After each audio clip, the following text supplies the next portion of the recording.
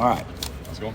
Good. Of the young guys, not the young guys, the new transfers, anybody stand out? Anybody you really like that come in, or your second day looking at them?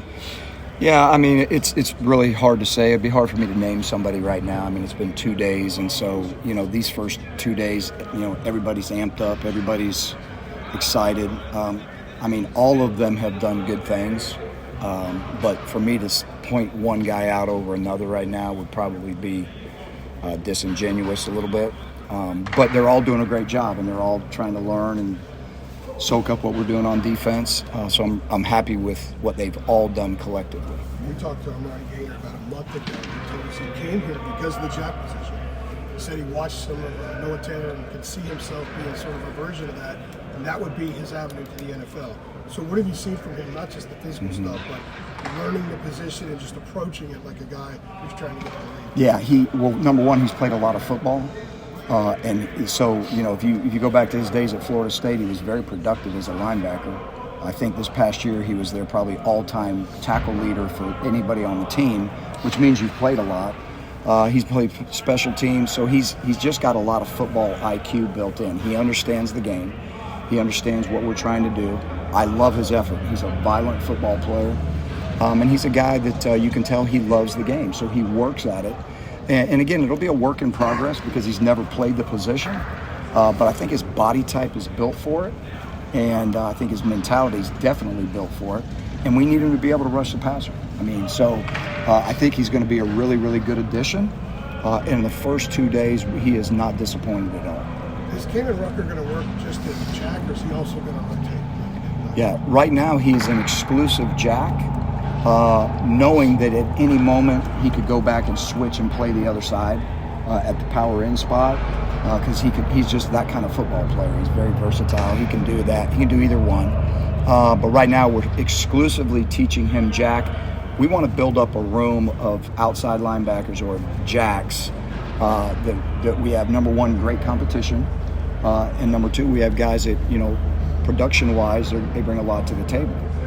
So the room's deeper than it's been, and we got a lot of young guys. But that's the final goal, right? Making sure that we build that room and get some depth in that room, and they're all productive. What's the biggest change that you anticipate, or at least hope for, in this defense in year two? Production, consistent production. I feel really good about the direction everything's headed. Obviously, there was a lot of inconsistencies last year. I thought we were a better defense at the end of the year than we were at the beginning. I don't think there's any question. And I feel like when we stepped out here day one in practice, we were light years, and obviously we should be, but we were light years ahead of where we were last year. Just from a comfort level, just from a guys understanding the standard and everybody across the board. And we've made it very clear to guys right now. I don't care how many games you've started. I don't care how many games you've played. If you're not productive in every one of these practices, you will be watching.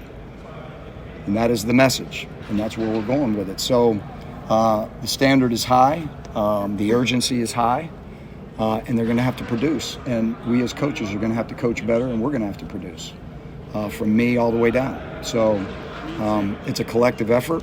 We all got to own the ugly parts of what we presented last year, and my job is to fix it, and it will get fixed.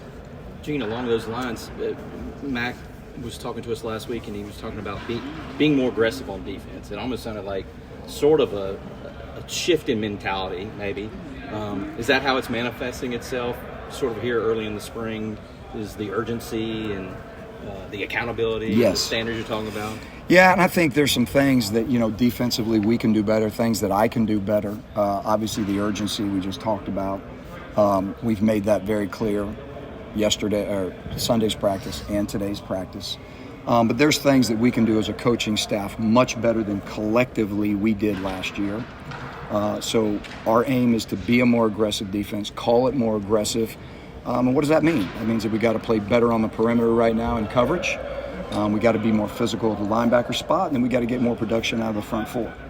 And that's all the way across the board. But we can help them as coaches. We have to do a better job coaching. But I think some things that we'll do differently and some things that we'll implement will help our defense. mindset said when you come into the room that effort and physicality is written on the board, maybe at all times. I don't know if you keep that up there, bookmarked or something. Like, that's part of this too, I guess, right? It is, and those are two things that are non-negotiables. We call them non-negotiable, right? We can't turn on the film and watch you not give maximum effort, and then you expect us to put you out there.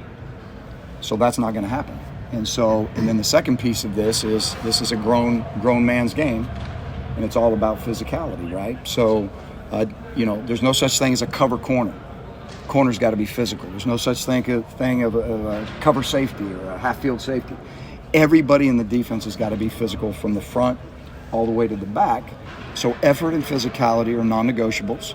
We'll measure them every day. And if those two things aren't happening at every position, it's going to be hard to get on the field. Mac mentioned last week something about being maybe a little bit more aggressive in coverage, like some press coverages and stuff. Is that contingent on getting something up front in order to allow you to do that, be more comfortable doing it? Or it's just something you're going to go ahead and implement? Well, they all work together. The coverage and the fronts all work together, right? So being able to mix up those things in terms of press coverage, playing off coverage, and then also playing some coverages where we're not always in a man-to-man world and giving the corners some relief, right? So we're trying to do all those things, but they all tie in together. The defensive line in the front and the rush ties in with what we can do back there, and what we can do back there dictates a lot of the things that we can do up front. Example being, if we feel really good about a cover group, then you can be more aggressive up front because you have more one-on-ones and you feel good about that, right? So it's just a mixture of all of it. But we are challenging routes at the line of scrimmage as a general rule. That's just a totally shift in mindset, I guess. No, it's not a total shift in mindset. It was a necessity last year that we had to go to because we were having some issues. So we have to do what our players can do. The mindset is always challenging routes. Should have said approach. Yes, but again, whether you say approach or whatnot, we've always wanted to be up and aggressive and press and on most things. And we've always wanted to do that, but your ability and your production dictates whether you can or you can't. And so when you can't, then what's the other option? Is to back off, right? So that's kind of where we were last year. But our mindset is everybody challenging everything at the line of scrimmage, including the corners. That's where we start, and then we kind of give them some relief from there. What does standard over feelings mean to you? Standard over feelings is what we talk about, that when you walk into the meeting room, when you walk out onto the field, when you anything you do in the football building, when you're in the weight room, it's not about how you feel. It's about a standard that you have to live up to. So the standards override your feelings, because there's a lot of times that we all come to work every day and we don't feel like it. It doesn't matter. This is the standard. So it's true with players, it's true with coaches. So we just simply say it's standard over feelings. So this is the standard. We don't care whether you feel like it that day or not. This is what we expect. And if you can't live up to the standards, again, then again, you're going to do a lot of watching. So we're just trying to get that mindset built that this is a standard. We did not live up to it last year, any of us, coaches or players, right? And that's what we got to do. We got time for one more from you, and is that new this year? That's from me. And that's pretty much a staple in everything that we do when they walk into the building. Is that a new concept for this season, though? Like kind of like a new phrase you guys are? No, I've used it a lot. Okay. You mentioned coaching better, need to coach better, and maybe some self-reflection, not just you, but evaluating your coaching staff. What's that like when you're evaluating your defensive coaches as the coordinator? I think we all have to take a real good look at ourselves, including me. And we have to be real, right? You have to assess yourself in a real perspective. The mindset of humans is to guard yourself, and not. A lot of the times it's hard for people to accept responsibility, right? But this is a production-based business, and it's real simple. You either own it or you don't. So I think we all had to really look at ourselves and own what our part was when we played poorly and we played bad. What was our part? And I'm okay with doing that, right? So everybody else had to be okay with doing that. So we pointed that out very directly. We pointed out very pointedly that when this wasn't happening, this was a player issue, this is a coaching issue. Sometimes it's one or the other, sometimes it's both, and it's our job to get it fixed. So that was the off-season study. Again, standards over feelings. We don't care how you feel. We don't care how you feel about, what we say you have to get better, what you didn't do well as a coach, starting with me. We don't care how you feel.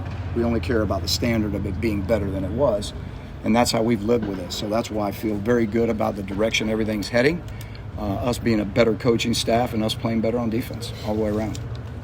Thank you, G. Thanks, guys.